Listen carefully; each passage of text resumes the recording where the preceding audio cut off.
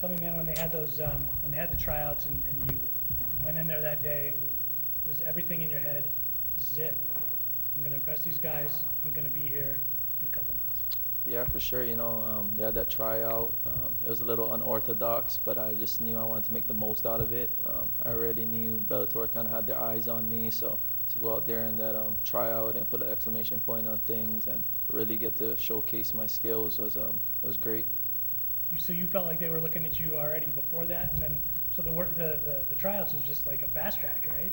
Yeah. I think it's just more just to see me work out in person, maybe get an idea of who they wanted to match me up with. But I felt like eyes were already on me going in there. It shows I'm one of the few fighters that got on the main card, so super excited, super thankful to Bellator for the opportunity. When you got that call and they said, hey man, we're bringing you on board, did you take that moment to celebrate, and then after that, was it just like, all right, business as usual? Yeah, it's not really celebrating, I just get the nerves out, let it sink in a little bit. But we still got work to do. We didn't do nothing yet. We didn't make it yet. We got our big opportunity, but still some work to do Friday night. They didn't give you any kind of a walkover fight, I don't feel like, your first time out. I mean, he's a guy that they seem to be pretty high on, and he had that highlight reel right out of the gate, his first fight here. What did you think about when they gave you that name, and what of his did you look at, I guess, to kind of see what he brings to the table against your skill set?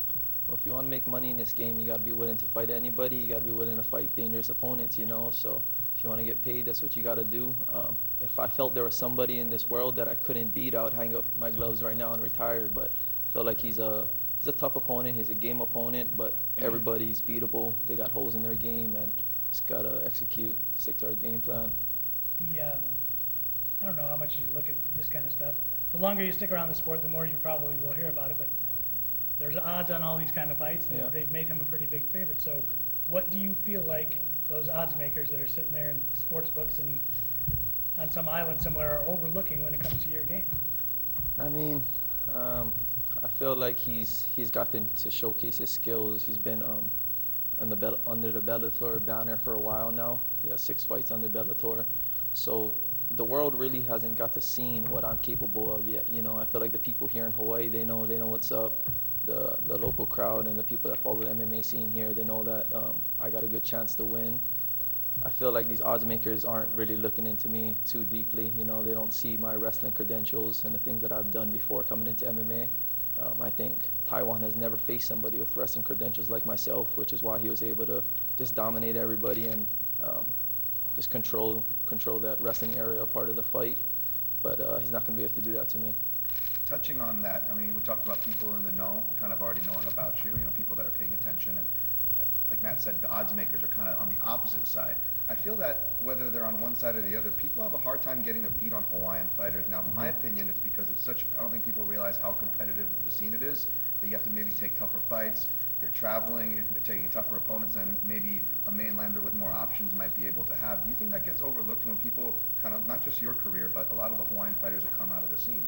Yeah, I think a lot to do with it is we haven't had a big promotion come down here. It's been small promotions that they don't really broadcast their shows, like they don't really get it out there. So the rest of the world don't really get to see what the Hawaii fighters are, what's in store for them. But Hawaii has some really high-level fighters that you can pick some of our amateurs off, and their grappling might not be all there, but their striking is very high level, and it's just a super. It's deep down here. Like your training partners, they could be guys that don't got a lot of fights, but they're still high-level guys, So, like you said, it's just some of these fights, even though they don't got a lot of experience, they're still tough guys. They still got a lot of experience, just not in that under a big banner like Bellator. Last one for me. Plenty Hawaiians, people from Hawaii. It's not abnormal to see them populate other fighting organizations or many fighting organizations. So I guess let me ask you, whether it's training partners, friends, or just from afar looking at people's careers, was there any lessons you were able to take now that you're taking similar steps yourself? Yeah, I mean, this wave of Hawaiian fighters is serious. It's real, So all the fighters before us, they've paved the way for us.